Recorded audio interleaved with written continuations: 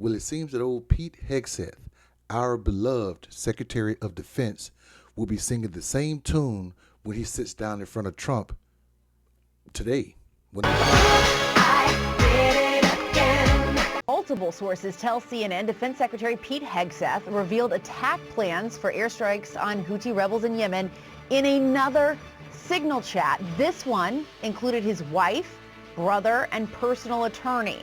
Now, this second signal chat is in addition to the one Hegseth used to communicate about military plans with cabinet officials last month that is now under investigation by the Defense Department's acting inspector general. Now, the first time he did this, he put, or someone in his group chat, put a journalist inside the group chat. So the journalist was able to report on everything that they talked about. And he had an excuse for that. You're talking about a deceitful and highly discredited so-called journalist who's made a profession of peddling hoaxes time and time again, to include the hoaxes of Russia, or the fine people on both sides hoax, or suckers and losers hoax. So this is the guy that peddles in garbage. This is what he does. I would love to comment on the Houthi campaign. And for the most part, even though there's a active investigation, everybody pretty much brushed it under the rug and forgave him. But he did it again. And this is involving the same incident. But now he's talking to his brother, his wife, his lawyer. He had like 25 people on that group chat.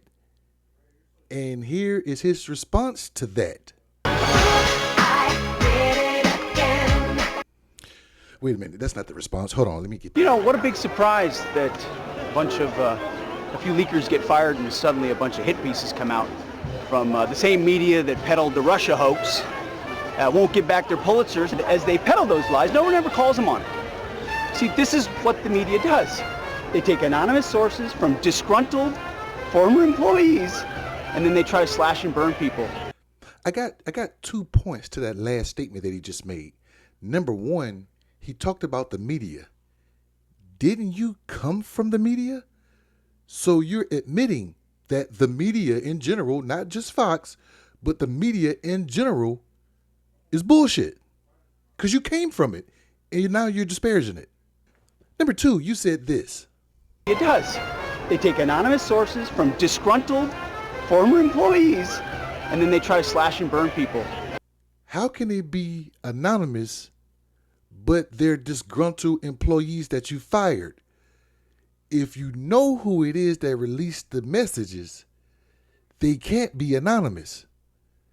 So are they anonymous, or are they disgruntled workers that you fired that leaked information?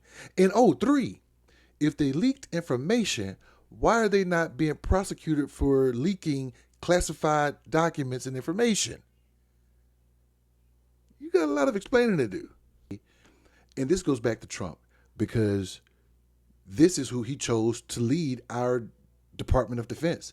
This is the top civilian that's controlling and that pretty much has the final say over our Department of Defense. Donald Trump chose this man over hundreds, tens, 20s, hundreds of people who could have taken the job. And they want to complain about DEI. He has fired, the people that he fired over the weekend were the guys that he brought in. Those were his guys he brought in, and he fired them over the weekend. And some of those same guys are going out writing op-ed pieces saying this man should not be Secretary of Defense. Now, those people still believe in Trump, but they're saying, Trump, please fire this guy because he has no idea what he's doing. I don't think he's going to make it through the end of the year. What do you think?